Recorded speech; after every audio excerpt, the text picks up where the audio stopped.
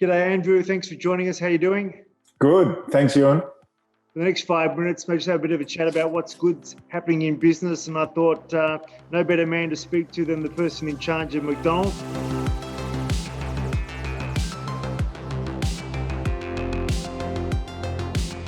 It's been a while and a great privilege to lead the organisation, which is, I think, such a great part of the Australian business community, but also part of so many local communities around the country as well. We employ 100,000 young people.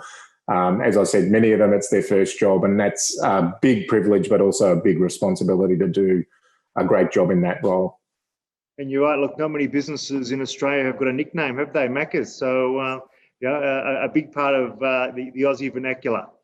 Yeah, it is, and in Australian culture, having a nickname is something you have to treat carefully. You don't treat it in any other way than a little bit of fun, a little bit of respect around doing a Macca's run, or I work at Macca's, and that sort of thing. It's a good thing. I think the community have recognised us in that way. Yeah, I couldn't agree more. My dad always said that some of his best staff members started their careers at Macca's, and that's many years ago. Because my dad's certainly getting along. So a real part of the fabric of the Australian business community. Now, for anyone watching who's in the middle of their career and looking to move up through the ranks, any bit of advice or golden nugget you might be able to provide them as to what you've learned along the way that they could use to, I suppose, elevate their career going forward? Yeah, I think the biggest thing is to continue to change, continue to learn. So it's a contradiction to stay with a business, but I think still have a great opportunity to keep developing. And I think one thing I always say to people in my team or our restaurant managers as well, if someone has the confidence in you to go and do a different job, whether that's a sideways movement or a promotion, my encouragement is always to take that risk. And I think taking a risk with your career, it's actually not a risk because the people giving you the opportunity are really saying to you they have confidence in you, and taking a risk or changing roles or changing your focus in your career is the best way to keep learning and developing. And I think if someone is working their way through an organisation or wanting to go to a different one, I think that's probably my best advice, is to continue to take those opportunities as they come about. And keep learning and growing. That's interesting, because I suppose when I was reflecting on what you said, my first impression would be to just hang on to what you've got and, just keep on honing the skills, because if you move sideways, etc., you might be feeling that you're stepping backwards or losing something that you've developed, but you're saying quite the contrary.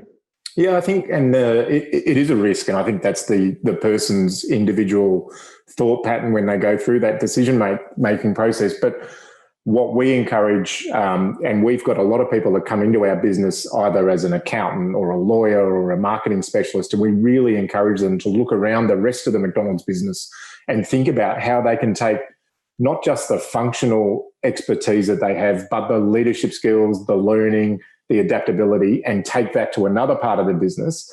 That's really where the acceleration in someone's career can come from. Now, with 100,000 employees, obviously a people business, anything that you've done that's sort of helped your team and your customers and your franchisees stay connected over the last 18 months that have worked well?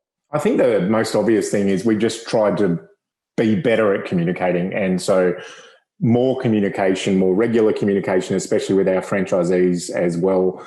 And even with my corporate team, making sure we used to do a staff meeting once a quarter, face-to-face, where we got everyone together in one room or one venue. We now are doing week or two weekly. Every second week, we're doing a leadership update, and really making sure that regular, short, convenient communication to everyone to keep everyone aligned. And it's really, I think, helping people feel connected where it's so difficult at the moment. We're not having the office informal conversations, and so over communicating, from our room, from remote locations, it's really important. Interesting. And it's not easy when you there's a bit of Zoom fatigue, isn't there? But you just got to keep on, backing up, over communicating, as you're saying, so people can stay engaged, because there's so much changing all the time. So people want to get comfort that they're always up to date. So I really appreciate your time and your insights today. Thanks, Andrew. Thanks, you. Cheers. Bye.